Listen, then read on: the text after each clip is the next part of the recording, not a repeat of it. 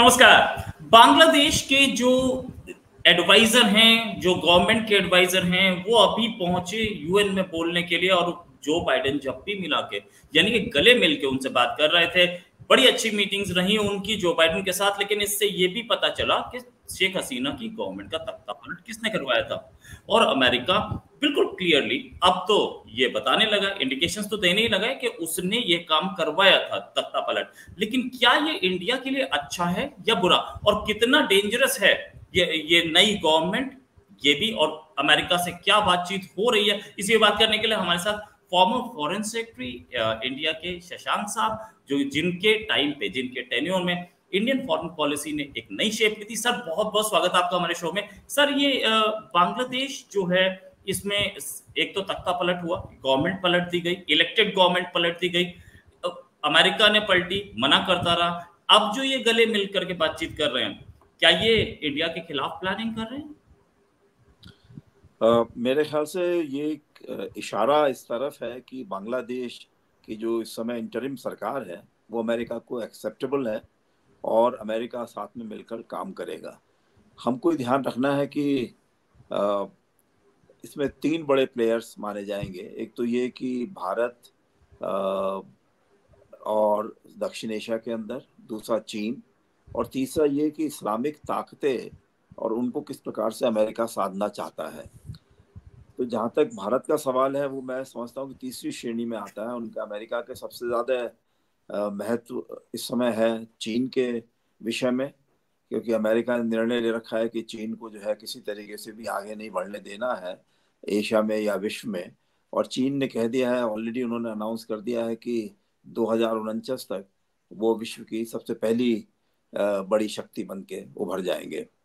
तो मैं समझता हूँ कि ये सबसे महत्वपूर्ण मुद्दा है। दूसरा मुद्दा ये भी है कि अमेरिका देखता है कि जो इस्लामिक देश हैं वो या तो बिल्कुल इस्लामिक ताकतों के हाथ में चले जाते हैं और फिर वो चीन और रूस के साथ में दोस्ती कर लेते हैं, या फिर उनको अमेरिका किसी तरीके से अपने साथ में रखना चाहता है। अभी तक इस प्रकार से मैं सोचता हूँ कि बहुत कोई सक्सेसफुल तो ऑपरेशन ऐसा इस्लामिक देशों में नहीं हो पाया है, क्योंकि पश्चिम एशिया के देशों को देखें तो वहाँ तो इस्लामिक देशों के अंदर हमने देखा यही है कि वो अमेरिका का हाथ छोड़कर चीन और रूस के साथ में ही जुड़ गए हैं। एशिया में, बाकी दक्षिण एशिया में या दक्षिण पूर्व एशिया में फिर भी इस्लामिक देशों के साथ में अमेरिका का साथ थोड़ा बहुत रहा है। पाकिस्तान का है, पाकिस्तान में जो है किसी प्रकार से एक मिलिट्री उसको संभाल के रखते हैं। तो एक प्रकार से भारत को, अमेरिका का मानना यह है कि मिलिट्री जब तक कि एक इस्लामिक देश को नहीं किसी ना किसी परोक्ष रूप से या डायरेक्ट तरीके से नहीं संभालेगी, तो वो अमेरिका के साथ में मिलना शायद मुश्किल रहेगा। तो एक प्रकार से मैं समझता हूँ कि अमेरिका जो है चाहता है कि मिलिट्री का तो इसमें कोई रोल रहना ही चाहिए, तभी वो प्रो यूएस उसमें रख सकते हैं। तीसरा ये भी है कि जो इस समय इंटरिम सरकार है, अब वो बात करते रहेंगे कि ये डेमोक्रेसी की तरफ ले जाने वाली है। अब डेमोक्रेसी की तरफ ले जाने वाली है तो उसमें तीसरा मसला आता है भारत का, कि भारत जो है एक डेमोक्रेटिक देश है, हर तरफ उसकी बात होती है कि बहुत अच्छी डेमोक्रेसी है, लेकिन जिस प्रकार से भारत की कुछ ऑपोजिशन पार्टीज अमेरिका के कई लोगों से जाकर मिलते हैं, खास करके एनजीओ से, चाहे जॉर्ज सोरोस की ओपन सोसाइटी फाउंडेशन हो या कुछ इस तरह के जो इस्लामिक उनके वो कांग्रेसमैन हैं जैसे इल्हान उमर वगैरह हैं, तो ऐसा लगता है कि वो उनका पसंद नहीं है कि एक डेमोक्रेटिक देश भी जो है वो अपनी अलग छवि बनाने का प्रयास करे। हालांकि एक समय आपने देखा होगा कि अमेरिका ने चीन को बहुत बढ़ावा दिया था, क्योंकि चीन को उन्होंने कहा कि देखिए, तो बिल्कुल डेमोक्रेसी अगर बन जाता है तो ताइवान या सिंगापुर का ही एक प्रकार से एक और रूप बन जाएगा। तो हमारे लिए बहुत अच्छी बात रहेगी कि अगर वहाँ पे हम उनको मदद करेंगे चीन को आगे बढ़ने के लिए, तो धीरे धीरे चीन बिल्कुल एक तरीके से हमारे दोस्त बन जाएगा। हुआ उसका बिल्कुल उल्टा, क्योंकि चीन ने देखा था कि रूस में किस प्रकार से बदलाव आए थे, तो उन्होंने निर्णय कर लिया था कि अगर ओपन सोसाइटी या ओपन इकोनॉमी करनी भी है तो कंट्रोल चाइनीज कम्युनिस्ट पार्टी का रहेगा। तो भारत में चूंकि डेमोक्रेटिक फोर्सेस हैं, तो इसलिए वो उनके समझ में नहीं आ रहा है कि किस प्रकार से इसमें डेमोक्रेसी को भी अगर यहाँ थोड़ा दबाव में लाना है, प्रो अमेरिकन यहाँ पे इसको रखना है हमेशा, तो किस प्रकार से बात बनेगी। भारत ऐसा नहीं है कि प्रो अमेरिकन नहीं है। हमने, आपको याद होगा कि ईरान का जब मसला था, तो भारत ने इस्लाम ईरान के साथ में अपने सारे इकोनॉमिक ताल्लुकात काट दिए थे। तो एक प्रकार से भारत ने अपने को बहुत नुकसान पहुंचाया था उस समय, क्योंकि 80% हमारा ऊर्जा के संसाधन जो है बाहर से ही आते हैं, और ईरान नंबर 1 कंट्री था उस समय भारत को सप्लाई करने वाला। लेकिन इस बार जो है भारत ने वो नहीं किया, क्योंकि खाली ये ऊर्जा का ही संसाधन का मसला नहीं था। यूक्रेन के समय भारत को बहुत बताया गया कि वो रूस से संबंध तोड़े और रूस से कुछ भी, किसी प्रकार से भी ऊर्जा वगैरह या और चीजें ना खरीदे, लेकिन भारत ये नहीं कर पाया, क्योंकि एक तो 60-65% हमारे डिफेंस इक्विपमेंट रूस से अभी भी आते हैं, किसी जमाने में 80% तक आते थे। दूसरा, ऊर्जा के संसाधनों पर जो है रूस के साथ में हमें निर्भरता, हम उसको छोड़ नहीं सकते थे। और तीसरी बात यह भी है कि जिस प्रकार से यूक्रेन युद्ध की वजह से चीन और रूस आपस में एक ट्रीटी रिलेशनशिप की तरफ बढ़ रहे हैं, जिसमें चीन नंबर 1 शक्ति होगा और रूस एक प्रकार से उनके साथ सब्सिडरी फ्रेंड होगा, तो भारत को बिल्कुल पसंद नहीं होगा। तो मैं समझता हूँ कि इस वजह से ऐसी भारत की भी स्थिति बनी है कि वो नहीं कर पाए, और इसमें जो है अमेरिका को लगा कि भारत जो है पूरे तरीके से रिलायबल डेमोक्रेटिक पार्टनर नहीं रहेगा। तो इससे बेहतर तो ये है कि जो इस्लामिक देशों में उन्होंने पाकिस्तान में जिस प्रकार से संबंध करे हैं, उनको जो है पूरे तरीके से बांग्लादेश में भी उसी प्रकार से मिलिट्री को एक रूल देकर एक इंटरिम सरकार कमजोर सी हो, लेकिन वो किसी ना किसी प्रकार से अमेरिका की तरफ देखती रहे और ज्यादा इधर उधर चीन या रूस या किसी और देश की तरफ ना देखे। शेख हसीना जी ने ऐसा नहीं किया था। शेख हसीना जी ने देखा कि उनके आर्थिक प्रगति देश की बहुत अच्छी हो रही थी उस समय, भारत के साथ भी उन्होंने रिश्ते अच्छे करे थे, लेकिन भारत से भी ज्यादा उन्होंने चीन के साथ में कर लिए थे।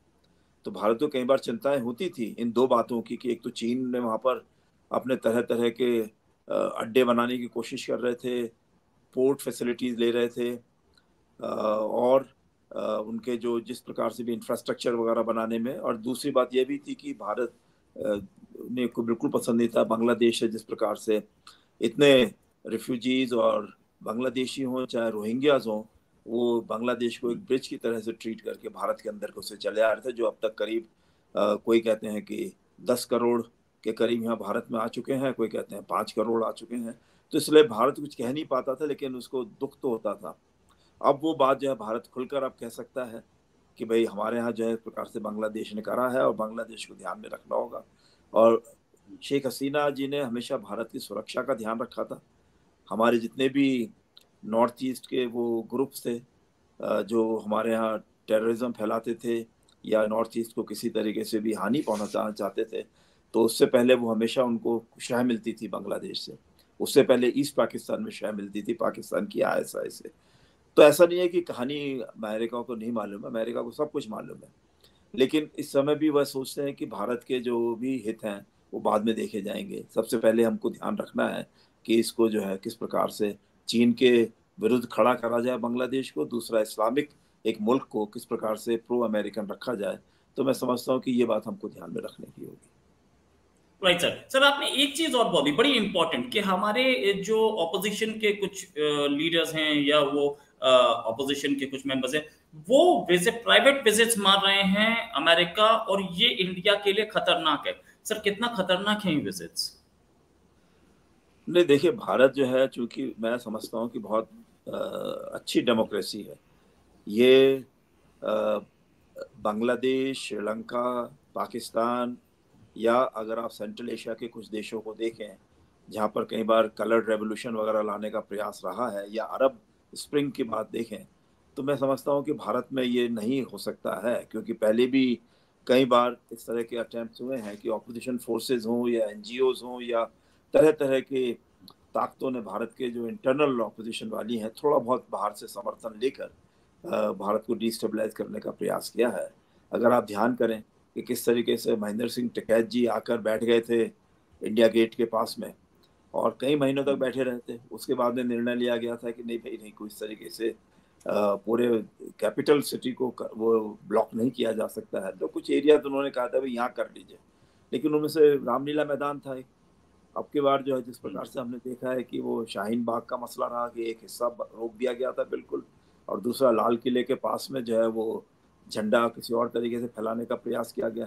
तो जहाँ पे अलाउड भी था तो वहाँ पे जाके उन लोगों ने जो है बिल्कुल भारत को रोकने का। तो मैं कहता हूँ कि भारत को उसके जो डेमोक्रेसी है उसको थोड़ा बहुत अ, हानि पहुंचाई जा सकती है, लेकिन ऐसा मैं नहीं कह सकता हूँ कि वो डेमोक्रेसी जो है वो खत्म हो जाएगी, क्योंकि भारत के लोग बहुत इस बात को मान के बहुत ही इस तरीके से समझते हैं कि भारत को अपना एक महत्वपूर्ण भूमिका इसको हमेशा से करता रहा है भारत। जो हम बात करते हैं कभी कभी कि विश्व गुरु बनना है या वसुधैव कुटुंबकम का हमारा नारा रहा है हमेशा से, और अपने दुश्मन लोगों को भी हम साथ कोशिश करते हैं कि साथ में मिलाकर ले चलें। तो मैं समझता हूँ कि इसलिए भारत की जो इस प्रकार की हमारी अ, नीतियाँ रही हैं, डेमोक्रेसी का हमारा विश्वास रहा है, और भारत की ताकत जो अगर हमारे पर हावी होने की कोशिश करती हैं, तो जो एक्सपीरियंसेस हमारे पहले रहे हैं, चाहे वो मंगोल्स टाइप के रहे हों, चाहे ईरान की तरफ से, अफगानिस्तान की तरफ से, या ब्रिटिश तरफ से, तो वो बिल्कुल भारत को अब पसंद नहीं होगा कि किस तरीके से भारत को हानि पहुंचाई गई है, उसके टुकड़े टुकड़े करे गए थे। अब जो है भारत इसको नहीं होने देगा आगे। Right sir. सर एक चीज और कि अमेरिका कहीं हमसे दोस्ती करने की कोशिश करता है, हर बार बोलता है हम पार्टनर्स हैं, क्वाड में हम साथ हैं, 10 जगह वो हमें सपोर्ट करता है, 10 जगह वो हमारे खिलाफ भी काम करता है। ये कैसी लव एंड हेट रिलेशनशिप है हमारा उससे? नहीं, ये हम लोग जो है कई बार बड़े इमोशनल हो जाते हैं कि अगर अमेरिका में हमारे बच्चे पढ़ते हैं, अमेरिका एक नॉलेज बेस्ड सोसाइटी है, तो हम समझते हैं कि अमेरिका और हमारा भारत का एक ही तरह का सोच विचार का तरीका है। तो ऐसा नहीं है। हमको ये मान के चलना है कि अगर जो हमारा, हम कहते हैं, खासकर मैं जैसे याद करता हूँ डॉक्टर सुब्रमण्यम स्वामी को, वो कहते हैं कि हम जो है इस तरह से टॉलरेंट सोसाइटी इसीलिए हैं क्योंकि हिंदुइज्म जो है एक बड़ा टॉलरेंट रिलीजन भी रहा है। लेकिन जिस प्रकार से अमेरिका और यूरोप के हिस्ट्री रही है, वो रही है क्रिश्चियनिटी से प्रभावित या इस्लाम से प्रभावित। तो उसमें जो है, तो उसमें हमेशा आपस में झगड़ा रहा है इस बात पे कि हम बड़े हैं या दूसरा हम पे हावी होगा। और वो बिल्कुल अलाउ नहीं करते हैं कि दूसरा धर्म जो है किसी प्रकार से भी हावी हो, क्योंकि वो सोचते हैं कि यही हमारा जो धर्म है वो सबसे बड़ा है। तो एक प्रकार से मैं समझता हूँ कि ये क्रिश्चियनिटी का जो वहाँ पे अमेरिका में ये दौर रहा है, और अमेरिका बहुत बड़ा देश है, बहुत ताकतवर देश है। और आपको याद होगा उनके हिस्ट्री में भी, जैसे यूरोप के देशों में आपस में झगड़े रहते थे, इंग्लैंड का रहा, फ्रांस का रहा, तो आपको याद होगा कि फ्रांस ने अपने जितनी भी उनके कॉलोनीज थी अमेरिका के अंदर, सब की सब अमेरिकन इंडिपेंडेंस फाइटर्स थे, उनको वॉलंटरीली दे दी। भारत में भी उन्होंने यही किया, लेकिन अमेरिका में दे दी। उनका विचार यही था कि अगली बार कभी भी इस तरह की जो प्रो ब्रिटिश ताकतें हों, चाहे क्रिश्चियनी हों, कुछ भी हों, लेकिन वो किसी प्रकार से भी अमेरिका जैसे देश को या भारत जैसे देश को हावी ना हो सके उस पर। तो मैं समझता हूँ कि ये दोनों की हिस्टोरिकल वो भी है, कंडीशन भी है, अमेरिका की भी भारत की भी, कि हम अपनी तरफ से चलने वाले सोचते हैं, लेकिन जो हमारे अपने जिस सोर्स से हम बढ़ के आगे बढ़े हैं वो हम छोड़ नहीं सकते हैं। अमेरिका भी नहीं छोड़ सकता है, हम भी नहीं छोड़ सकते हैं। तो एक प्रकार से हम ये नहीं कहना चाहिए कि अमेरिका हमारा दोस्त नहीं है, एडवर्सरी है, नहीं, वैसा नहीं है।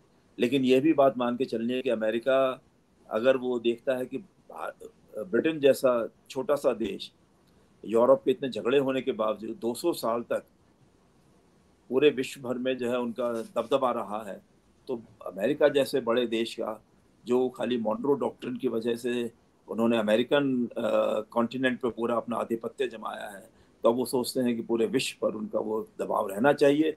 उसके लिए देश मायने नहीं रखता है।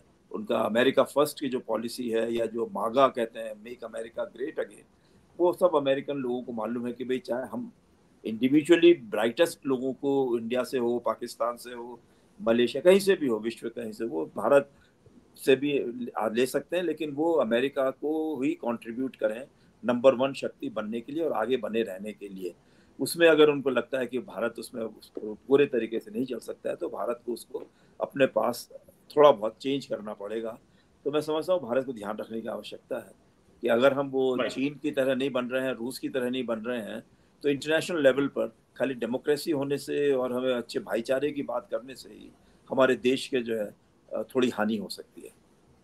राइट सर, फाइनल क्वेश्चन, क्या हमें अपने नेबरिंग कंट्रीज से श्रीलंका, बांग्लादेश, मालदीव्स, क्या इनसे हमें ट्रबल्स आती रहेंगी या हम इनसे बेहतर रिलेशंस हमारे होंगे फॉरवर्ड आगे? या मैं कई बार सोचता हूँ इस मसले पर, क्योंकि एक समय ऐसा था कि हमारे रिश्ते इन सब देशों के साथ में बहुत अच्छे चल रहे थे, और सिवाय पाकिस्तान के साथ में भी थोड़े बहुत वो चलता रहता था, किसी तरीके से एट्रिशन की बात भी होती रहती थी, साथ साथ कभी कभी वो एडवर्सरियल टाइप की चीज़ें भी होती थी, खास करके वो टेररिज्म वगैरह फैलाने का काम करते थे, क्योंकि पाकिस्तान को लगता था कि वो छोटा देश है, माउथ ईटन कंट्री बन गया है, तो उसको किसी तरीके से अपने को दक्षिण एशिया में एक बड़ी जगह लाने के लिए भारत को किसी तरीके से माउथ ईटन बनाना पड़ेगा, भारत को अंदर से कमज़ोर करना होगा।